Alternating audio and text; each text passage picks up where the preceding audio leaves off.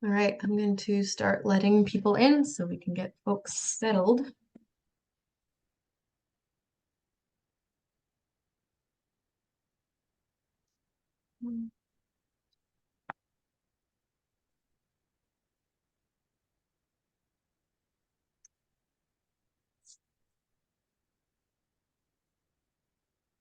Hi, folks. Welcome, welcome.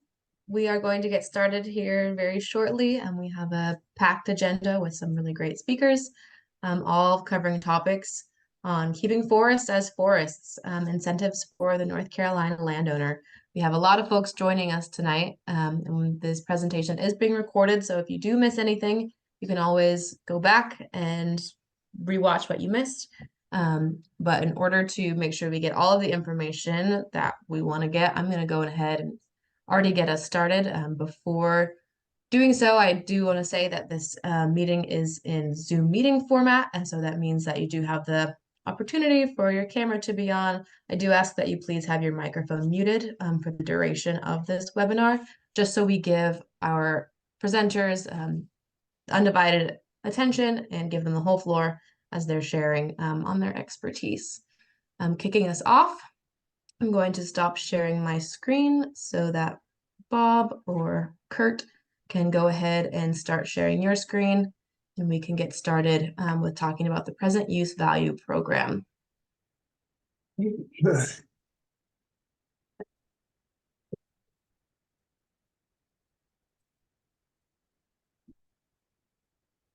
Hope everybody can see that. Can they? Yes, I can see your presentation screen. Very good. Very glad to be here. My name is Kurt Smith. I'm an assistant professor of forestry and extension specialist at North Carolina State University. And I'm going to be kicking it off with Dr. Robert Bardon talking about present use valuation for forestry. Pretty important program in North Carolina and in a lot of states as well. See if I can advance this slide. So present use value, really big program. I like to tell people when it comes to present use value, a tax program, really a lot of people could never stay in forestry or horticulture or farming at all if they had to pay market value for their land. So present use value is a very valuable tool. It reduces annual tax liability for people that want to stay in forestry. Really has a big role in keeping agriculture, horticulture, and forestry economical in a way that a person can actually afford to stay in forestry or agriculture. It rewards active production. So forestry PUV doesn't come with sort of a free card, if you will. It requires a management plan, which I think Bob will talk a little bit about. And so these lands become actively managed, which is a good thing. Ensure sound management to go along with these plans. So it's far from a giveaway. It's something that you earn, these tax credits. So sort of the general function, I think, of taxes generally, when I think about taxes, are keeping government going, but it's also to incentivize. And in this case, PUV is almost a way of government saying, hey, we put a lot of value on forestry. We put a lot of value on agriculture and horticulture. So how it works, it really sort of defers your burden. If you think about it, if you own property, market value for an average forestry or agricultural parcel might be, I don't know, $3,000 to $5,000 an acre. But with PUV, you really pay the difference between market value and present use value. So your taxes are deferred until your land use changes. So it's really valuable. The tax values are really based on how much productivity your forest land can produce based on a soil type. And then it goes into a capitalization rate that's set by our legislature. But just to put it in kind of really simplistic terms, in North Carolina, market value for an acre of forest land may be $4,000 or $5,000, if you could imagine paying tax on that, versus when it goes into PUV, where you're taxed just on the value of the productivity of the land, it's usually somewhere between $200 to $400 an acre. So a really vast difference. It enables people to stay in forestry, sort of resist development rights, and all of that good stuff. So I guess the last thing and then I'm going to turn it over to Dr. Bardon, is the forestry present use value really is something that designed to actively engage commercial growing of trees with a sound management program. It's important to link those two. It is, like the previous slide said, it's far from a giveaway. The program is designed to link good management plans, so controlled burning, periodic thinning, harvesting schedule, all of those good things would go along with getting the PUV designation. So with that, I will stop my sharing, and I guess, Bob, you'll pull up your screen, and I'll turn it over.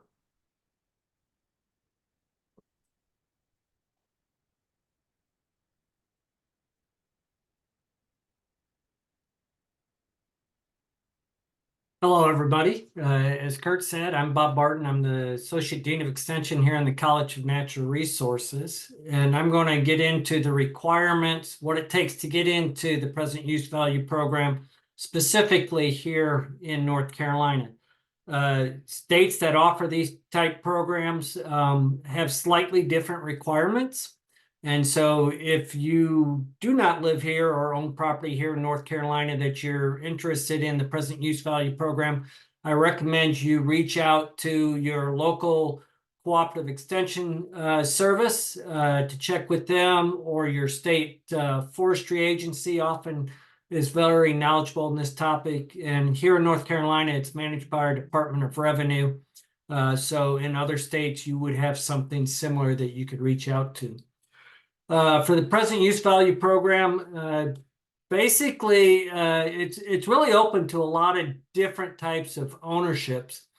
Everything from individuals that might own a piece of property to business entities, trust and testimony trust, or tenancy in common. And each one of these is slightly different, but and there's a lot of caveats that get into some of these. But if you're a landowner in North Carolina and you own forest land, agricultural land, or land you're using for horticulture, you may be eligible for participating in these programs.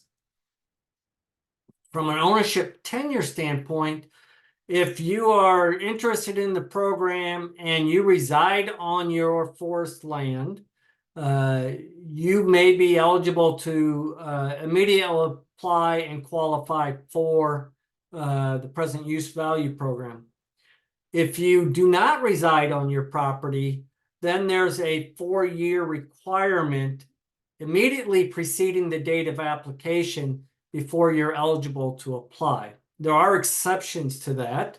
If you, for example, acquire a piece of property that's already currently in the present use value program, you can actually make application within 60 days of that acquisition. And as long as you agree to continue the same use on the property, which is, for example, the production of timber, and you accept the deferred tax lien, then you would be eligible for immediately continue with that present use value program. Other example might be, let's say you inherit land from a parent that was in the present use value program, and you decided to continue it on. You would be eligible also with these same type of caveats as far as continuing the same use and acceptance of the deferred tax lien. To be in the present use value program, you have to have 20 acres of forest land in a parcel. So if you own 20 acres forest land and you reside on that land, you would not qualify. The Department of Revenue, they block off 1 acre of land for residents. And so if you had 20 acres and lived on your property, you would only be considered of having 19 acres of forest land. So you have to have at least 20 acres of forest land. If you're not residing on the property, If you're residing on the property, you have to have at least 21 acres of forest land. You have to have a forest management plan, and we'll talk a little bit about that here in a minute. If you are already in the program, or you have what's called your parent tract, you can bring in other smaller acreage that you might own, as long as it's under the same ownership and actual use. And if it's in the same county or within 50 miles of the parent tract, if not in the same county. So for example, you might own, let's say you own 70 acres total of land, and you have one tract that's 40 acre in size, another tract that's 20 acres in size, and then another tract that's 10 acres in size. That 10 acre may qualify under your parent tract. And let's say it's within 40 miles of your parent tract, then it would qualify to be in the present use value program. So these programs require a sound forest management plan. They do not have to be written by a forester, but they have to meet the standards of a forester. So you have to have your landowner objectives, and with that, timber production has to be a priority in your management plan. This program is based on commercial production of timber. You have to have maps, plats, or aerial photographs of your property. You have to have forest inventories and description of the property. The forest management prescriptions, what activities are you going to take in order to produce timber on your property? When are you going to thin? When are you going to harvest your timber? How are you going to regenerate the forest? All of those type of things that are often spelled out in a forest management plan are required if you're going to be in the forestry present use value program. The application period, the landowner must apply. You can, through power of attorney, have somebody apply on your behalf. Maybe you're working with a consulting forester, you have a lawyer. They could apply on your behalf, but they have to have power of attorney. The normal application winter is during the regular listing period, which is January 1st through 31st each year. And actually, since we're in January, we're right now in that application period. There are caveats to that. If you receive a notice of change in the valuation of the property, you then have 30 days within that, from when you receive that notice, to apply. Or if you acquire the property that's already in present use value, you have 60 days to apply to be in the program. So once you're in the program, you could be disqualified if you don't continue the use. So your county tax office are going to conduct audits on a regular basis. They have to audit 1/8 of all the properties every year on an 8-year cycle. Now, the counties can set this. It might be slightly different. Here in Wake County, they do it more frequently. It's, I believe it's every 4 years. More rural counties, it might be then once within the 8-year period. If you're disqualified, so in other words, let's say you have a forest management plan in place and it says you were to harvest your timber and you decided not to harvest your timber and you were supposed to do it 7 years ago. Unless you have a reason that you've already shared with the tax office, they will likely say you no longer qualify for the program, and you would then have to pay your current year taxes at fair market value. And then they're going to have you pay the past 3 years deferred taxes. And then there are interest penalties associated with those deferred taxes that are due. So, and the thing is, important thing here is, it's your responsibility to alert the county of any changes in the use or acreage that would disqualify your property. So let's say you have 30 acres of forest land and you give off 15 acres to, let's say, a child, for example, and you keep 15 acres and you were in the present use value program for forestry, that would disqualify you. It's your responsibility to notify the tax office that you're going to pass on that land to your child and disqualify you for the, or they can add an additional penalty of 10% if you didn't prompt them. So a real quick summary: an individual, business, or trust can participate in the present use value program. You have to have 20 or more acres of forest land and commercial timber production. You have to have a written management plan that's focused on commercial production of timber. You can apply January 1st through the 31st, or within 30 days of an assessed value change notice, or 60 days if the property that you're acquiring is already in the present use value program and you're willing to take on the deferred tax lien and you file the paperwork. And remember the rollback provision, it's at the current taxes at the market value plus the deferred taxes for the 3 previous years plus interest if for any reason you become disqualified or you decide to leave the program.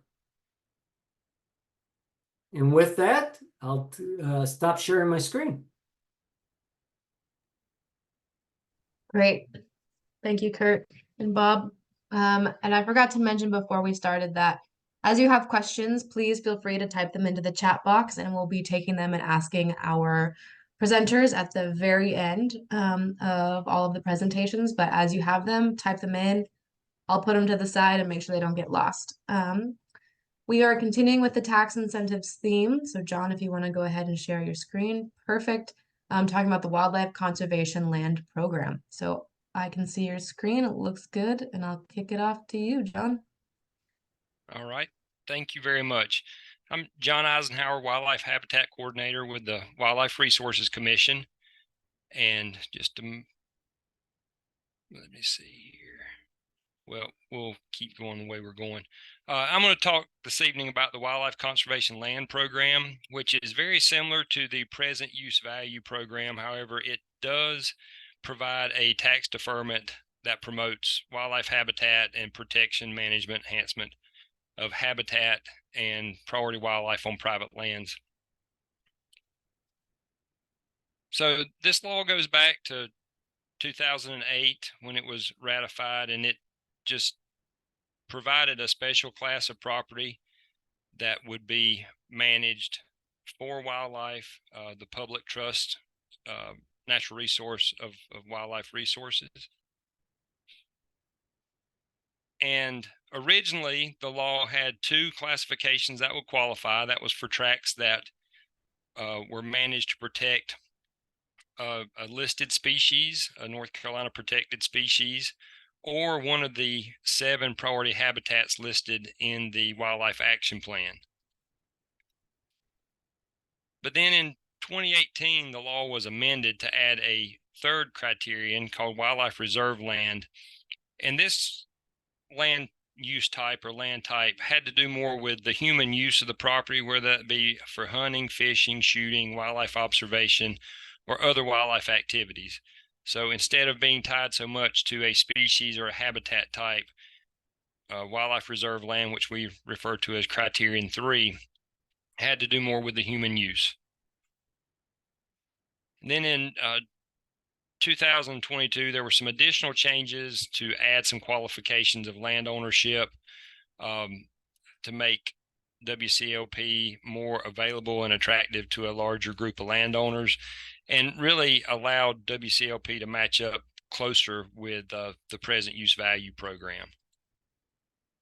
So where we're at today as far as what will qualify for WCLP, criterion 1 is for a land where the owner agrees to protect a priority species, and that priority species has to be documented on the property at the time that the property is enrolled for the Wildlife Conservation Land Program. And also criterion 2, which I said 7 earlier, but 6 of the priority habitat types listed here. So longleaf pine, early successional habitat, excuse me, small wetlands, riparian buffers, rock outcroppings, and bat caves are all habitat types that are listed in the North Carolina Wildlife Action Plan, that if the landowner agrees to manage, if the property has one of these habitat types and the landowner is willing to manage for one of those habitat types, they can qualify under criterion 2. And then criterion 3, there again, wildlife reserve land, which ties back more to the human use of the wildlife resource, not necessarily a species or a habitat type. And to qualify for criterion 3, you have to be willing to implement 3 of these 7 activities on the property. So either supplemental food, supplemental shelter, erosion control, supplemental water, habitat control, predator control, or census of animal populations on the property. And these activities are fairly simple, and a lot of folks are already doing these on properties that are interested in wildlife and wildlife management. Supplemental food is not hanging up a deer feeder or a corn feeder or a bird feeder. It's actually putting vegetation or managing vegetation that provides supplemental food, such as food plots, pollinator habitat, or fruit producing shrubs or trees. So that would be what's considered supplemental food. Supplemental water is man-made ponds, lakes, impoundments, pools, ephemeral pools, something like that, where it's not a natural occurrence on the landscape. However, it is something that's man-made, is what's considered supplemental water. Supplemental shelter, there again, we have nest boxes, brush piles, creating snags, rock piles could be a possibility if you were enhancing aquatic habitat by using rocks or something to that extent. That could be considered supplemental water as well, or excuse me, supplemental shelter as well. Habitat control is actively managing a forest, a field, conducting a management activity that is going to benefit that resource, increase species diversity, increase structure, improve structure within a forest stand. All those things would be considered habitat control. Erosion control is kind of self-explanatory. It's protecting the water quality and reducing sedimentation and runoff by controlling erosion problems on the property. Predator control is not simply every once in a while I shoot a coyote when I see it. It's a much more well organized, more thought out, more deliberate process by which we're controlling nest predators, predators that could impact ground nesting birds, for example. And we also have included feral swine as predator control because of the damage that they can do to the wildlife resource and all the natural resources on the property. And then finally, census of animal populations on the land. And that requires you to participate in a citizen science project, something where you're collecting data from your property that's going into a much larger data set. It can't be, I have a bird list that I keep in my desk at home. So it's got to go into a larger data set. And then for the wildlife reserve land, you do have to keep some records, document what's been done on the property, how you've managed the habitat, how you've maintained nesting structures, things like that, so that we do have something to go back and take a look at during the evaluation process. So very similar to PUV, there are some ownership types that do qualify and some that don't qualify as far as the ownership types. WCOP is much more tied to family-owned businesses, family-owned trust, individuals, married couples, so tenants in the entirety. And then in 2018, we did add tenants in common, or the legislature did add tenants in common as a qualifying source. It is important to remember that these tenants in common are family members. It can't be a group of people that go together to purchase a piece of hunting land that are not related. They do have to be related tenants in common to qualify for WCLP. So this is a snippet from the general statute that explains the ownership qualifications or eligible land ownership types.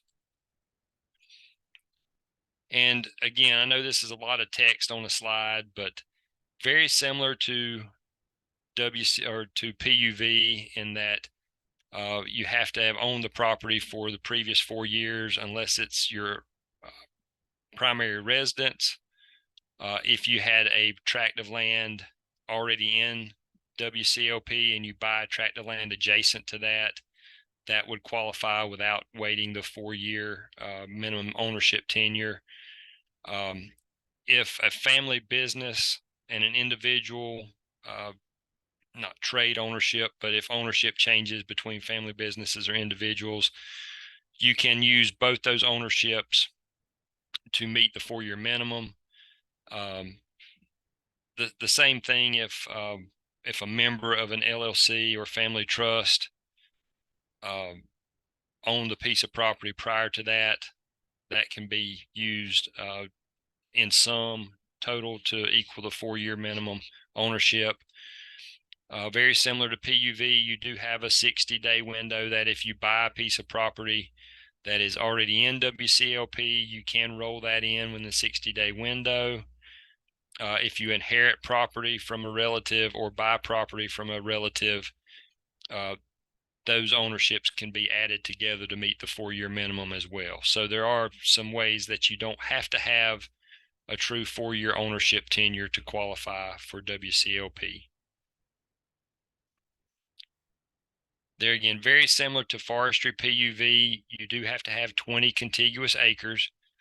Once you meet that 20 contiguous acre requirement, you can satellite other parcels in. There's a few details there about criterion 1 versus criterion 2 and criterion 3.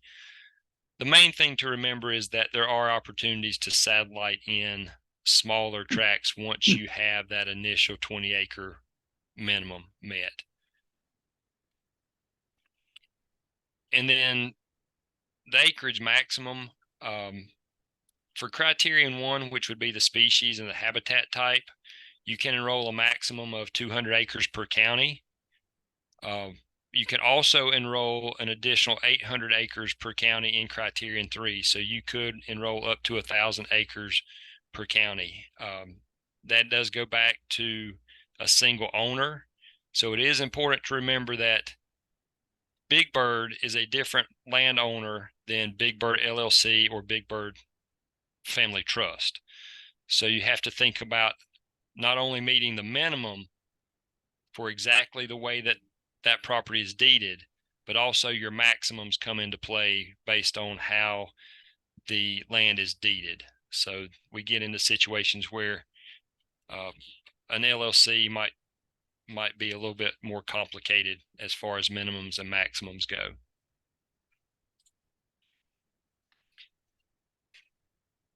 Very similar to PUV, the tax deferment rates for criterion 1 and criterion 2 match up with the forestry present use value deferment.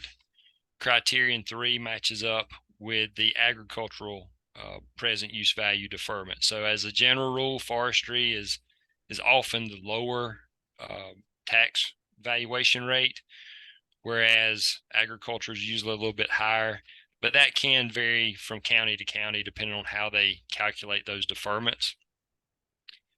And then in 2022, when the legislative update was voted on, they did include an opportunity to have a sales tax exemption for landowners that were enrolled in WCLP.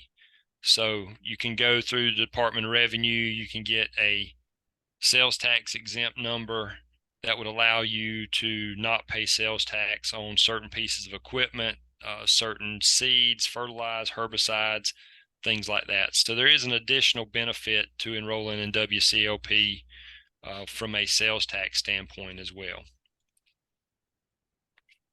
So as far as enrollment trends in WCOP, we've really, the western half of the state kind of got a head start because a lot of those critical habitats that were available for enrollment in 2008 were in the western half of the state. So you can see here, this is the properties that were enrolled in WCOP through 2022. I haven't mapped everything yet for 2023, but certainly a lot of rock outcropping, stream and riparian buffers, small wetland communities in the mountains are being enrolled in WCOP in the past. That's where our most activity has been. But then you can see kind of over time the number of agreements. And to enroll in WCOP, I apologize for not covering this earlier, you do have to actually sign an agreement with the Wildlife Commission that you agree to manage according to the prescriptions that we provide. And depending on what criterion you're applying for, those can be fairly detailed. Criterion 3 is has a little more leeway as far as what our prescriptions would be there. But you can see how in 2019, whenever we did start having criterion 3 available wildlife reserve land, our enrollment did increase in the program because it didn't take into account protected species or one of the 6 priority habitats being on the property. It gave a little more opportunity for landowners to enroll at that time. And then this is the acreage trend in enrollment. So you can see again in 2019, whenever we added criterion 3, or when the legislature added criterion 3 to the law and to the opportunities for WCOP, our acres did increase. Last year we had our biggest year with just over 6,000 acres enrolled. So from a program standpoint, WCOP is not nearly as large as the agriculture or the forestry PUV programs, but it does have a niche for folks that want to manage their habitat or their property more from a wildlife standpoint, without having to have the production requirements that PUV has. So if you're interested in moving forward, you can go to the ncwildlife.org/WCOP. All these forms and information are available at that website. But we would ask that you fill out an application for assistance, and that will come back to me, and I will divvy that out to our biologists that work in the area that your property is in. And that also allows you to list the tracts and parcels that you're interested in applying for. This is a sample page from the Wildlife Habitat Conservation Agreement. Again, that's the prescriptive document that you enter into, that binding agreement with the Wildlife Commission that you will manage according to our prescriptions. Very similar to a disqualifying event, such as Dr. Bardon was talking about. If you're found out of compliance with your Wildlife Habitat Conservation Agreement, that same look back period applies. So it's the fair market value taxes that year plus the 3-year back tax and the penalty. So the same penalties apply for WCOP and PUV. So it's a deferment, not a revaluation. And then also at the ncwildlife.org/WCOP, there's a brochure that gives you more information, some basic questions and frequently asked questions that you can go over. A little more information there. And then also you can find this information at the ncwildlife.org website. And our conservation biologist, you can see there the lower square in the district contact information. are our primary contacts for the WCLP program. So you can reach out to them directly if you have questions, or you can reach out to me if you have questions about the program, if you're interested in finding out more about your property, what opportunities might exist for you to enroll in WCLP if you do have a wildlife interest for your property.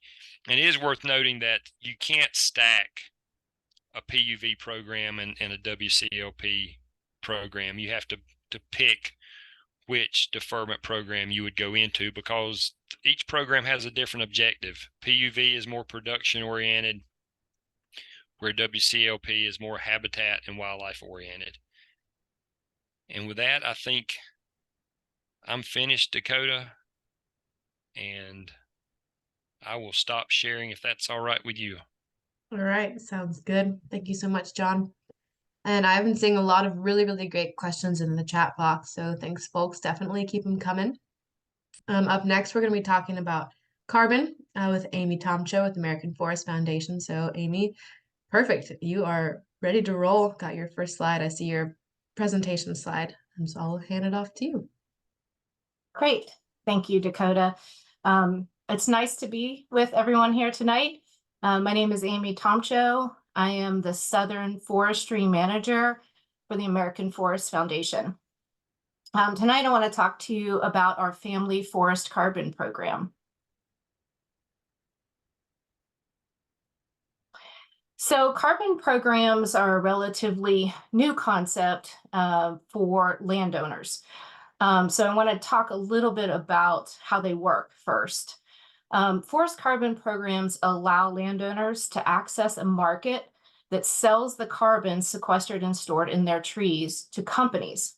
These companies that are working to protect the environment and reduce their own carbon footprints. So landowners agree to manage their forests in ways that increase carbon storage. Some of the terminology that you may hear talked about is listed here. Carbon sequestration is the capture and storage of the atmospheric greenhouse gas, carbon dioxide, by continual or enhanced biological processes. That's a big definition, but it's really the capture and storage of carbon.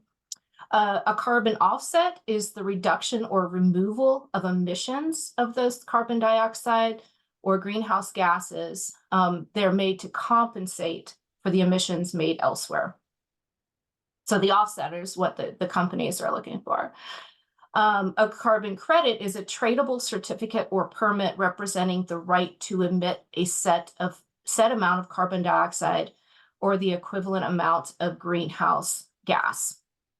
So basically, carbon programs' goals are to maximize the carbon sequestration, generate carbon offsets that can be used for carbon credits.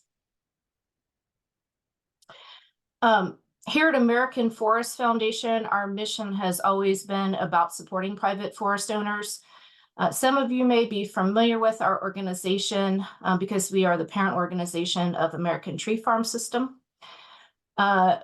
We're effective in the carbon market because we're able to use our nonprofit organization as a hub to aggregate and leverage the power of individual family forest owners in a market that has historically only benefited larger entities, both in supply and demand.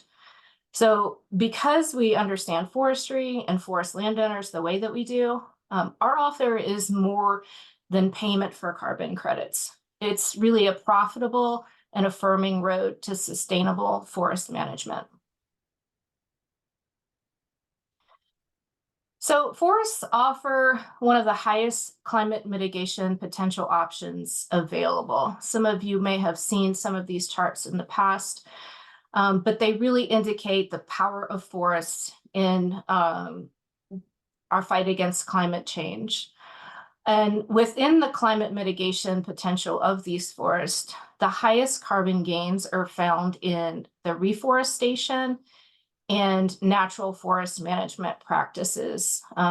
We'll talk a little bit more about that. but you see that bar chart on the left side of your screen that indicates the climate mitigation potential. Family forests are key to employing these nature-based solutions at the highest potential, because you, the landowners of our nation, collectively hold more forested acres than any other entity. So you'll see the pie graph on the right side of the screen represents forest ownership in the US. Family forests account for better than 1/3 of all forest ownership. And of course, in North Carolina, that number nearly doubles. So American Forest Foundation, together with the Nature Conservancy, has crafted a carbon practice specific to our region. And we call that practice growing mature forest. Growing mature forest practice allows your forest to grow older and larger trees than the average forest in our local area. We promote the long-term forest health and improve habitat for wildlife that relies on the mature forest, as well as increase the commercial and environmental value of the woodland, while allowing you to maintain a working forest within the carbon program. So you can enroll and maintain an existing healthy forest, or you can enroll and create a healthy forest with guided forest management. And every forest is different and unique. And sometimes that means a selective harvest to promote tree growth. Sometimes that can mean conserving the forest in the present state and reevaluating that state within years of the program. There's been a lot of talk about carbon programs and how carbon is quantified.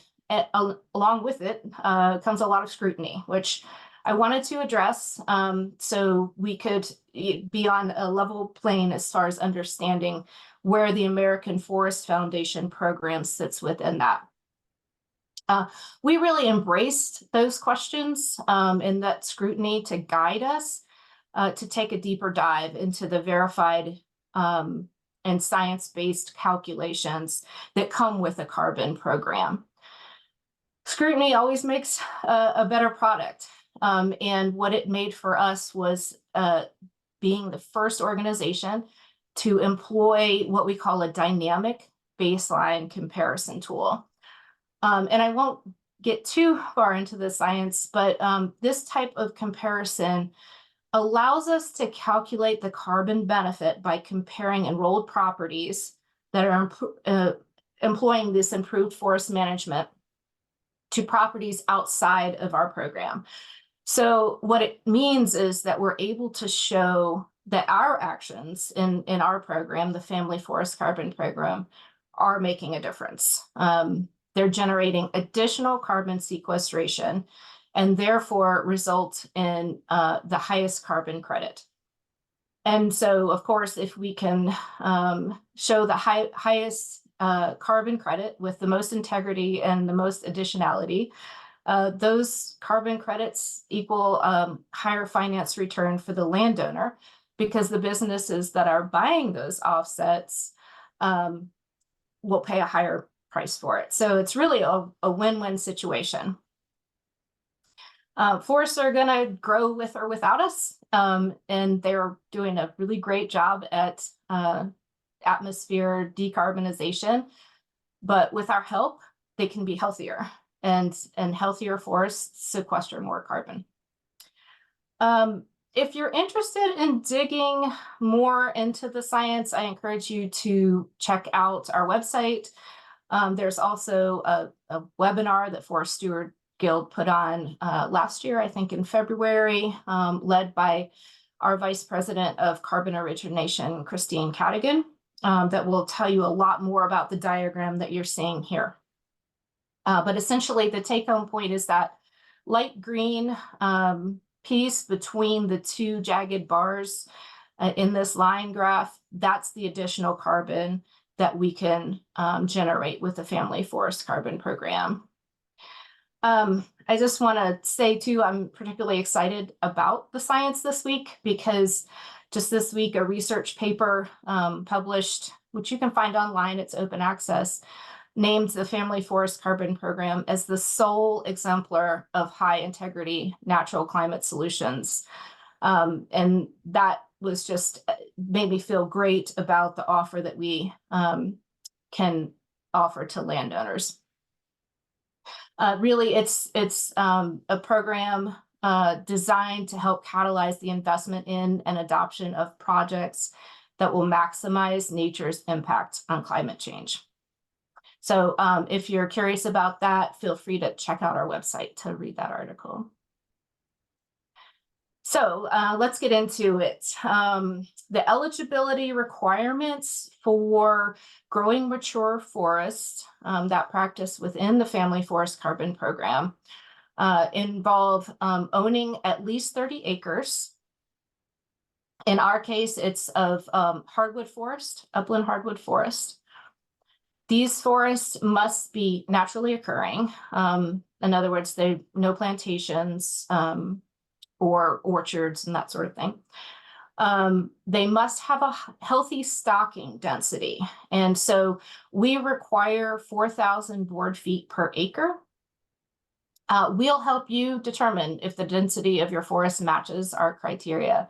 But basically, it means your forest can't be composed of only a high density of small stems, or nor can it be only a few large trees. And finally, the project area cannot be subject to any existing legal encumbrance that restricts timber harvest activity. Harvesting is not required, but it is permissible, so long as no more than 25% of the basal area is removed over the life of the contract. And we'll talk about the length of the contract in the next slide.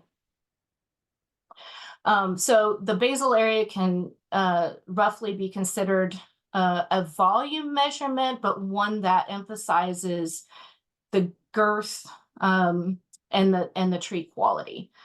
So that's the harvesting piece of enrollment.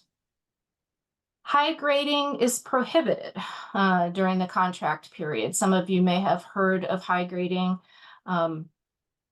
It tends to degrade the health of the long-term health of forest, and it's interpreted as harvesting the best trees and leaving the rest. And that leaves a lower quality forest and poorer genetics with lower natural regeneration potential. So if a healthy forest generates more carbon sequestration, we want to promote the management that will lead to a healthier forest and not high grading. And finally, in order to ensure the practice quality, we do require periodic quantitative reporting of forest stocking by your forester. Similar to the PUV programs, it's just a checkpoint to make sure that we're staying in compliance. Payment and compensation. This is the fun part. The contract term for enrollment is 20 years. I'm really excited about that. It's the lowest number of years a contract term has in a carbon program that I am aware of. We really want to make this accessible to landowners, considering the legacy of your lands, considering timber harvest rotation, that sort of thing. So 20-year term. The current payment for this type of practice is around 230 acres, $230 per acre over the contract period. And we use factors such as the likelihood of harvest in your area, potential climate impact on your land, the amount of density of trees exactly, and how much carbon that could sequester. So for more information on that, we're happy to talk with you individually. Another thing that we're really proud of in our carbon program is that we offer a forest management plan to every landowner who enrolls. We really feel it's important for landowners to, if they don't already have a forest management plan, to have one. And so we pay for that. We will pay either one of our staff foresters to do it. We can pay a consulting forester to do it of your choice. If you already are working with one, we are happy to work with them. And if you already have a management plan, we're happy to support the cost of updating that plan. Program payment schedule. So, like I said, about $230 an acre over the contract period. That is paid out in increments. Usually the payment schedule looks like the table you see on the right side of the slide. It does involve a lump sum as a payment one within 60 days of signature, knowing that you're ready to get started on receiving the benefits of stewarding a good forest and maybe even putting some money back into that land. Then incremental payments in the years that follow, up to a payment in year 10. Usually folks opt for around 10%. So that shakes out in the way that you see. We are amenable to talking to you individually too, if you have special cases where we need to change that payment plan. So talking through an example really quick, say you own 120 acres of land. 20 of those acres are where your homestead, your gardens are not forested land. So 100 acres are forested. You could enroll 100 acres. At $230 an acre, your earning potential is $23,000. So you would receive a check for $4,600 issued to you within 60 days of enrollment. And then in years 2 to 8, you would earn a total of almost $5,000, and it increases as we go, and so on and so forth. I'm excited to share our enrollment map. It's been a while coming. We've been working hard on the carbon calculations to make sure that we are bringing a program to our region that is appropriate for our region. And so we are beginning to enroll in the Family Forest Carbon Program this year. The green counties you see are the 2024 enrollment geography. The Western geography, Kentucky, Tennessee, Alabama, will roll out first beginning next month. And the Eastern geography, Virginia, North Carolina, South Carolina, and Georgia will begin enrolling mid-year. For those of you in North Carolina, but not within the 2024 geography, don't despair. We are working on carbon practices that are more suited to the southern coastal plain regions. Those practices include bottomland hardwood forests as well as pine forests. So please stay tuned and don't hesitate to reach out to me or a fellow staff member if you're curious about the timeline.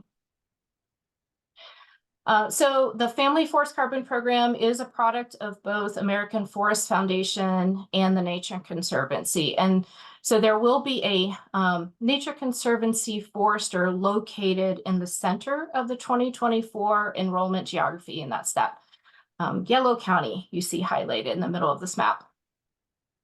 For the foresters joining us on this webinar tonight, we will be hiring staff foresters to join us here at American Forest Foundation. And we also will be contracting with consulting foresters in all of these areas. So if you are a registered forester in this region, you can also go to our website listed there, familyforestcarbon.org, and look for the forester tab to express your interest in this program. You're also welcome to contact me directly. So just, kind of a recap, there are a lot of benefits to enrolling in a carbon program, particularly the Family Forest Carbon Program. We offer expert guidance from a professional forester to help you achieve your goals. We offer a forest management plan, which can sometimes be a prohibitive cost to obtain. So we offer that to you and or updates to your existing plan. We offer annual payments to help cover the cost of owning and maintaining your land throughout the 20-year contract term. In other words, some programs will pay in 5-year increments or pay when the program is finished, the contract term. We really believe in distributing those payments throughout the term. We have a lot of management flexibility. We offer, harvesting sustainably as part of our measures. We include a firewood allowance if it's your own property, and that's the type of harvest you do is a firewood. We've thought about that and calculated the carbon that's associated with that, and are happy to be able to offer things like that. The carbon programs offer continued privacy of ownership on your land without restrictions on recreation activities such as hunting or fishing. And it's really fun to be a part of this community of like-minded landowners committed to caring for their forests and the planet. And really not just landowners, but professionals that are involved in these activities as well. The last thing I'll talk about tonight is just, the nuts and bolts. A lot of these programs, incentive programs, cost share programs, the enrollment is sometimes a headache. And I'm proud to say that we have simplified the enrollment. Really, you go to our website, which is this screenshot you see at the bottom of the screen, is what our Family Forest Carbon Program website looks like. You click on the For Landowners tab at the top and confirm your eligibility using a secure online mapping tool. And that will trigger one of our team to contact you, scheduling a phone call and discuss individually what your goals are for the property and any questions you might have for enrollment. And then finally, we generate an offer letter for you, what enrollment would look like, a very specific payment plan, contract to review, which is also a simplified contract, and then receive your first payment within 60 days. So in summary, carbon markets have been around for some time, but they're just now opening up for smaller acreage landowners. And we at American Forest Foundation are helping unlock that opportunity for you. What I love about the Family Forest Carbon Program is it does allow you to stack some of those forest benefits. You don't have to choose between some of the different tax incentive programs. You can stack those benefits with our carbon program. There's some details, of course, we would talk to you about, but it is possible, and I'm thrilled to be able to say that. And the best way to keep forests as forests is to make financially viable products that are supported by a sustained market demand. And carbon offers a way for us to quantify and compensate ecosystem services in a way that really had yet to be done. It's a market that benefits us all, and we really hope you'll join us within the Family Forest Carbon Program. Listed here is our website, familyforestcarbon.org. Please do go there and explore some of the resources we have for you. That is separate from American Forest Foundation's website. So be sure to check out both if you can.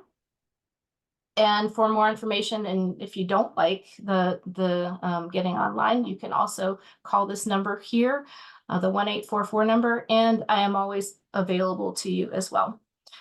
You can contact me directly with the email you see or the phone number listed there. So with that, I'd like to thank everybody for listening and pass it on to the next speaker. Thank you. Great. Thank you so much, Aimee. Yeah, we're taking questions as speakers go, so please keep typing them into the chat box. I know I've seen some folks answer some of the questions too as we've gone. But next, our final topic is an introduction to conservation easements. So with the Working Lands Trust, and Mikey, your slides look great. I see your presentation slide. So we'll do this, and then we'll have a Q&A session at the end. All right, thank you, Dakota, and good evening, everybody. My name is Michael Fulk. Everybody calls me Mikey, so feel free. I'm the executive director for Working Lands Trust here in North Carolina. I have Lisa Shealy with me as well as our conservation director. And I'm just tickled to be able to share a little bit about what we do, what we can do for our North Carolina landowners, our forestry landowners, and our agricultural landowners. So, and what I really liked about coming in, let me see if I can get it to cycle to the next one. There we go. What I really like coming in sort of in the last slot is a lot of the programs that you've heard from these great presenters earlier this evening. Is we can work with you to stack some of these things, and that's what's really exciting about being able to combine. We're able to give the landowner the most benefit, the most potential for income on their property. So just a little bit of background. I'll go through some of the slides. Lisa will come in and talk a little bit about the nuts and bolts as well. So what's the land trust? I'm sure a lot of you have heard of it. We are a nonprofit organization that, as all or part of its mission, actively works to conserve land by to acquiring land or conservation easements, or assisting with their acquisition and/or stewarding, managing land or conservation easements. It's been a little laggy, so hopefully it comes through. I always like to make sure that folks realize, sort of what we're up against, sort of that clock we're up against.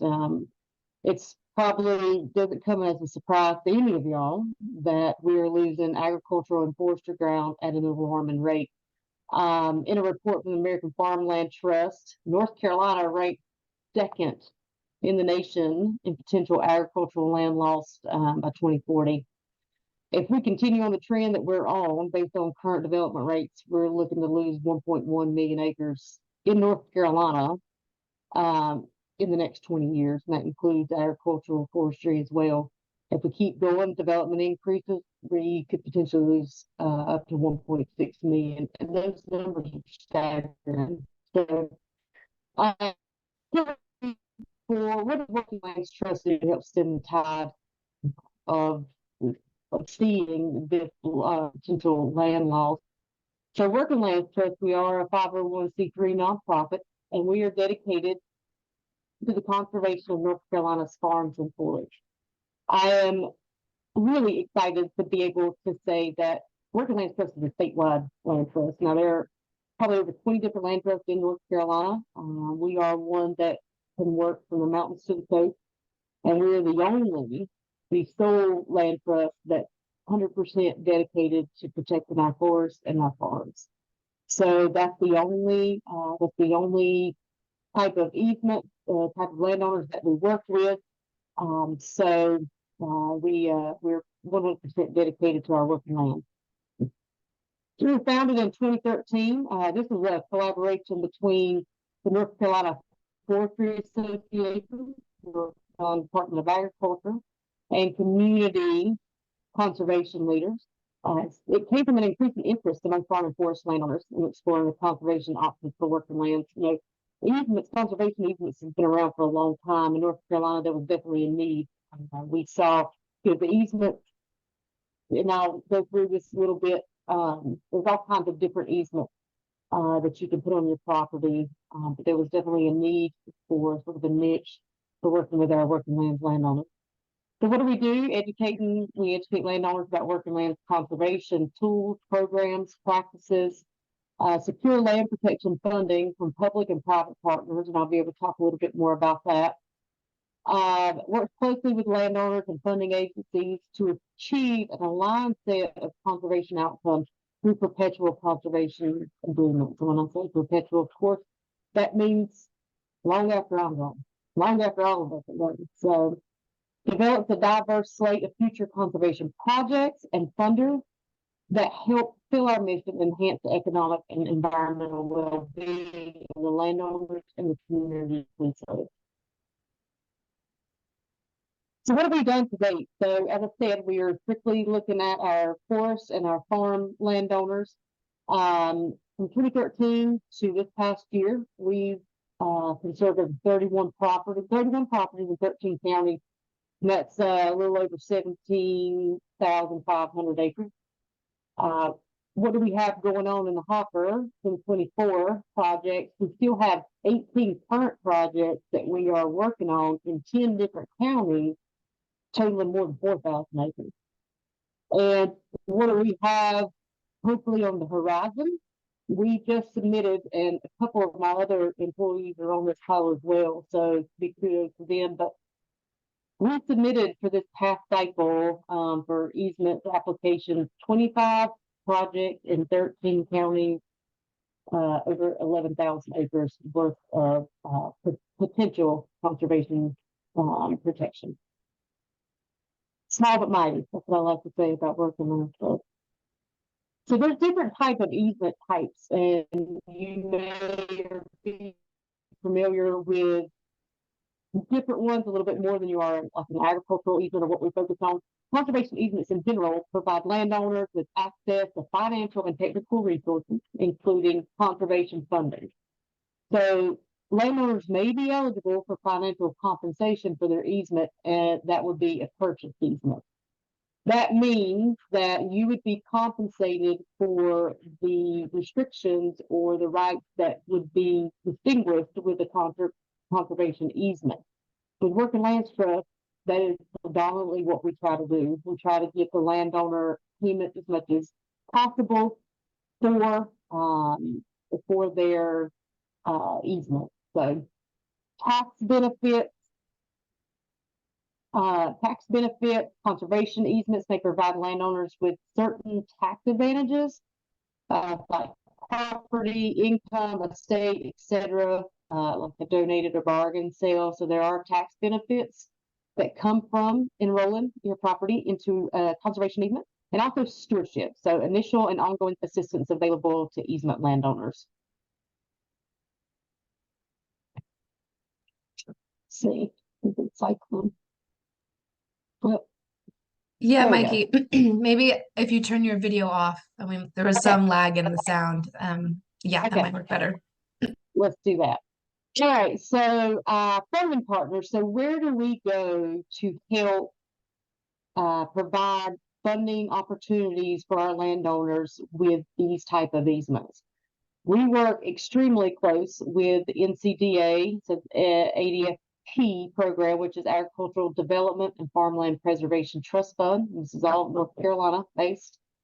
USDA, so our Natural Resource Conservation Service, and then U.S. Department of Defense. Right now, Working Lands Trust is pretty much the main partner when it comes to military, working with our military partners and easements on the ground to help bring in the funding for those landowners. So independently, through joint projects, these and other agencies partner with land trusts like us to fund the acquisition of conservation easements and to conserve high priority lands across the state. I'm sure if I can to lag again. I apologize. There we go. So I like to put this on, I like to put this and provide this to a landowner, just sort of thinking about what a land trust, what's the essence of a land trust. So a land trust works to balance the needs of private landowners with protection of their property's conservation values while delivering a public benefit. So, you know, what we feel at Working Lands Trust is, you know, our landowners, our forest and our agricultural landowners, they're the stewards of the land, and without them, where would we be? That's how I like to think about it. We are definitely helping to protect the food and fiber industry of North Carolina, and we love to be able to work with landowners any way we can. So going forward, I'm going to stop sharing, and I'm going to let Lisa share hers to finish up our talk. Okay, let's see if I can get my screen up. Everybody hear me okay? Everything look good, Yes, I can Dakota? hear you. Yep, and things Okay, look good. I see the easement great. details slide. Okay, there we go. Let me jump back. Okay, Perfect. so I am Lisa Shealy. I work with Mikey and am the conservation director at Working Lands Trust. So just want to get a little bit deeper into how the conservation easement process works and the funding process as well. So first, how do conservation easements work? Mikey talked a little bit about that. But so we all know about property rights, and your land comes with a lot of rights that have monetary value. And so as you'll see in this delicious looking cake over here, we can think about that as layered rights. So for example, your right to farm, your right to cut trees, your right to develop the land, your right to mine the land, all of those things that come along with property ownership, of course, pursuant to zoning and other regulations as well. So these all have different values, and the total value of your property looks at the land and all of these rights that come along with it. So of those rights, of course, typically the most valuable is the right to develop it. And so in a working lands conservation easement, we can preserve the conservation easement values, which in this case would be your farming for cropland and your forest for timber production. So we say food and fiber, and you can essentially retire or separate the development rights, therefore devaluing your land and getting either tax credits, tax benefits, or a cash payment for that reduction in value. So you are really in the driver's seat. You can decide which portions of your land, you're interested in putting into a conservation easement, and it can be a long and complex process, but we are your partner in applying for the funds, walking you through the whole due diligence process, and afterwards, your partner in stewardship. So as a land trust, our primary tool is the conservation easement. There are some other ways that land trusts work to protect lands, and that might be through acquisition or other means, but our primary tool is the conservation easement. As Mikey mentioned, this is a perpetual agreement. So it remains with the land, it transfers with the land, whether it's sold, willed, even if there's a mortgage in place, we have to make sure that the mortgage is subordinated. So even if there was a foreclosure on the property, it's not going to affect the conservation easement. So once it's on there, runs with the land in perpetuity. Again, you're going to retain all of your rights except for what you voluntarily give up in the conservation easement. So per IRS and the North Carolina state regulations, an eligible property must contain one or more conservation values. In this case, we're talking about food and fiber, working farms and forest. So land use is compatible, of course, with the farming and timber management, but you can also reserve recreational rights, some limited commercial activities, and in some instances, some residential reservations as well. Sometimes the criteria for enrollment depends on the funder's criteria, but of course also your objectives for the property, and also the goals of the land trust. So if you're leaning more towards wildlife habitat, and that's not a fit for Working Lands Trust, we have other partners that work throughout the state that also do conservation easements. But like Mikey said, we can also work with these other programs through carbon sequestration or the Wildlife Conservation Land Program and layer these as well. So the easement application process. So this can, depending on the funders, it can take up to a year or two to even get the funding approved.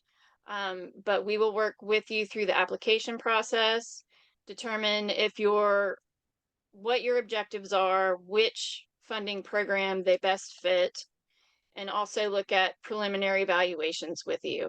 Make sure that you are getting what you need out of the deal and that all parties are comfortable with moving forward. So we'll do some site visits, look at the land use of the property. It can be a mixture of forestry and farmland. And again, you can also have some residential use in there as well. And we do also look for match requirements. So some of the programs require a landowner donation. So you might get paid 50% of the easement value, and we might be able to find another funding source that could match that, or the landowner would donate that remaining value, but get tax benefits for that donation part. For due diligence, there's usually these are the same across all of the funders. Some might have some different, the devil's in the detail, but in general, we'll need to do an environmental site assessment of the property, and that's mainly looking for any hazardous waste materials that may be either on the property or off the property that impact the conservation values. A full survey of the property. So even if you've already got a recent one, they typically require a new survey. But I'll also say that oftentimes these costs can be baked into the grant as well. So an appraisal, in some cases, depending on our funding partners, the appraisal can be paid for, but oftentimes it's the landowner's expense, and that's just to have an arm's length transaction where the funder's not paying to establish the value. Conservation plans, and that's typically related to the agricultural lands, especially if there's highly erodible soils involved. And of course, in this case, we're typically talking about forested tracts, so a forest management plan. The baseline documentation report would be where we get out on the property, take photos, establish the baseline condition of the property when the easement goes in place, and then we can use that to do our annual monitoring and compare any changes over time, keep track of reserved rights, and so on. And the legal due diligence. So we do a very thorough title work, get title opinions, look at things that are overlaid on the ownership, like easement right of ways, whether that's access easements, utility easements, any red flags that may or may not be a deal breaker, but might need some resolution before we can move forward, such as a reservation of mining rights, or if it's in a trust, or if there is I can't think of the right term. So, but there's certain things that we look for that we know that we can work at on the front end so that it doesn't delay us, or we don't get down the road and spend money on these other things and then hit a roadblock. And once we've gotten the funding, worked through the due diligence, and we've closed on the easement, then we move into the stewardship process. So, while it's moving uphill to get there, once we've gone through all of that, we get to really, that's where the relationship really blossoms, right? We've worked together to get this accomplished, but we're now partners for life, or until you sell the property and we work with the next landowner. So we are obligated to do yearly monitoring of the property.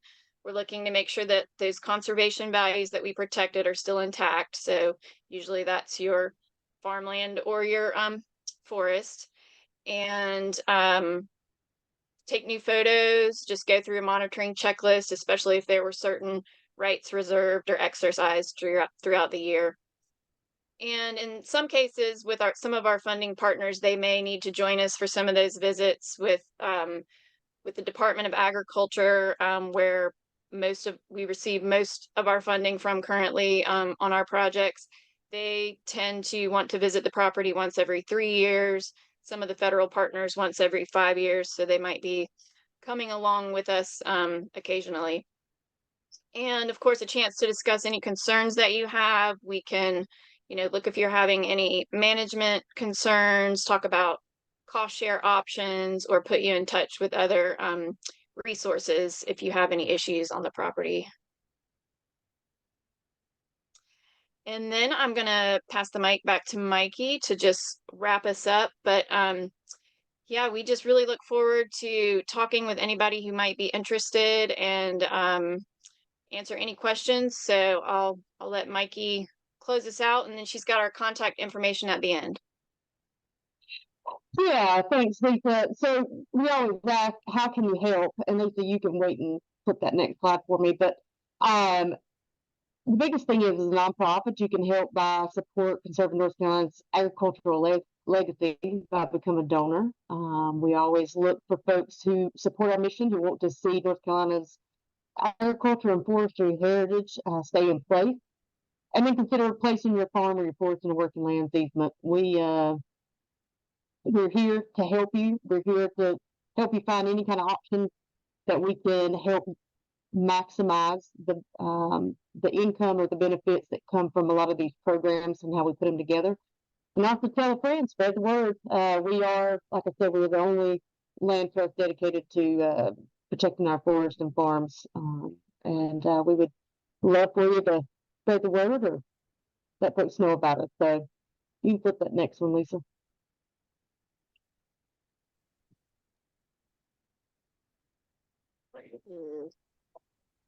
Maybe. No. It should have. No. Well, the last thing would just be our contact information. So we do have a website that you can go to. It is working. There it is. It is workinglandstrust.org. There's my phone number. I'm here in North Carolina, born and raised in Robinson County. We live south of Salisbury and Gold Hill. We do work out of our residence. So, but you can contact us at any time. I'm at Mikey at Working Lands Trust. You can contact Lisa as well. And then also when you visit our website, you'll see our other great staff members that are waiting to help you. So we appreciate your time, and Dakota, we'll pass it back to you. Great. Thank you both. Thank you all so much. Yeah, so we have about 8 minutes for questions. There were a lot that came in the chat box and a lot that were answered in the chat box already. So what I'm going to do is read some that were not answered in the chat yet. And the first one, and while I'm reading this one, if you all have other questions, please feel free to keep typing them into the chat, and we'll see how many we can get to.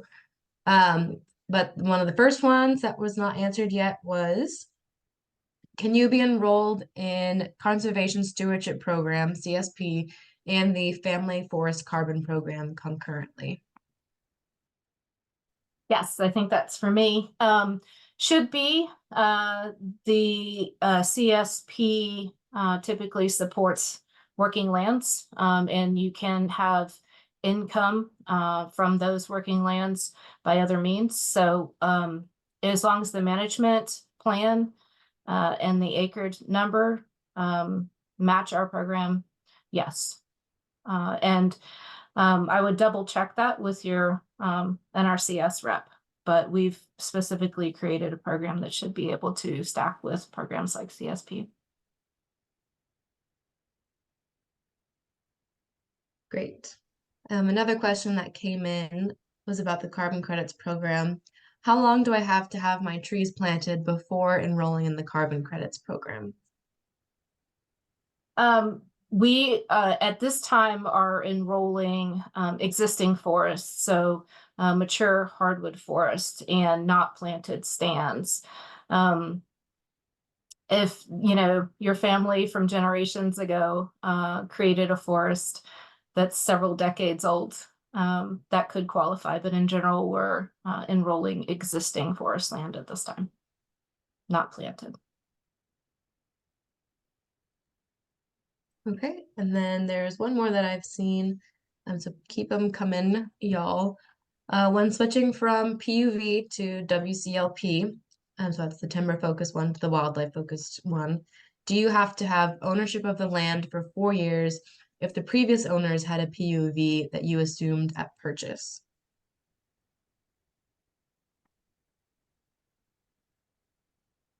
I'll take a stab at this one. I believe as long as if you're qualified for the present use value program, you can switch over to the wildlife one if you meet their requirements. So you already would have to be qualified for the PUV one. So if you purchased land and it was under that and you assumed the lien on the taxes and everything, and you qualified for it and said you were going to stick in it for timber production and then switch, I believe you'd be able to do that. And I would say that that's kind of a gray area in the legislation. It's not spelled out very clearly. So, yeah, that's something we could talk with the Department of Revenue to get a little more clarity on, because it is kind of a gray area if it's not already in WCLP at the time that you buy it. But certainly we can chase an answer down for you for sure.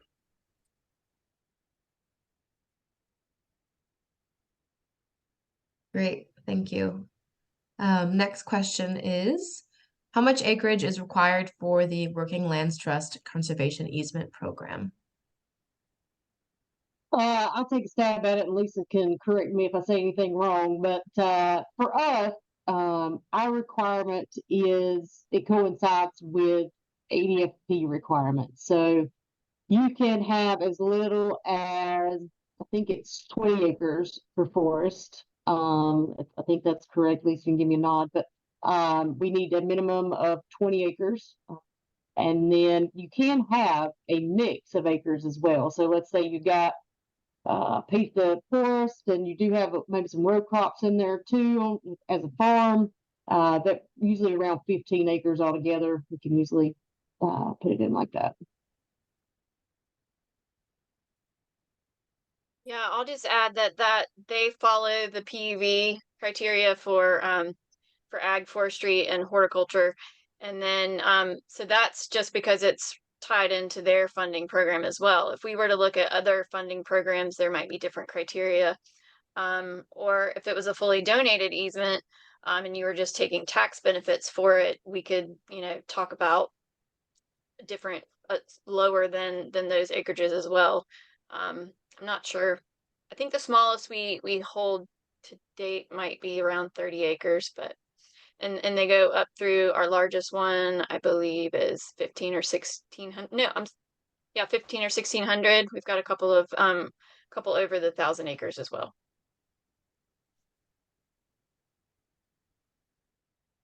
Great, thanks, y'all. Does any one of our participants have any other questions for our wonderful panelists this evening? If so, please type it into the chat, or if you're having issues with the chat box and you have a question, please feel free to raise your hand or go ahead and unmute and ask your question if you have something that you're just dying to ask. This webinar has also been recorded, and so I will be uploading it to the Guild's YouTube page, and so you can watch it and get information again and rewatch it. And then hopefully we'll also have some slides from our presenters to share with everybody at the end of this in the next week or so. But if there are no other questions, thank you all so much for showing up this evening, and thank you so much to our panelists for also spending your evening time with us and with all of these awesome landowners. We had so many people register and so many of y'all were landowners, and so I'm really thankful for everyone who came out tonight, and I hope you all have a good rest of your week. Thank y'all. Thanks, everybody. Thank you, Dakota. Thanks a lot. Y'all have a good evening. Yep, have a good evening. Thank you. Thanks all.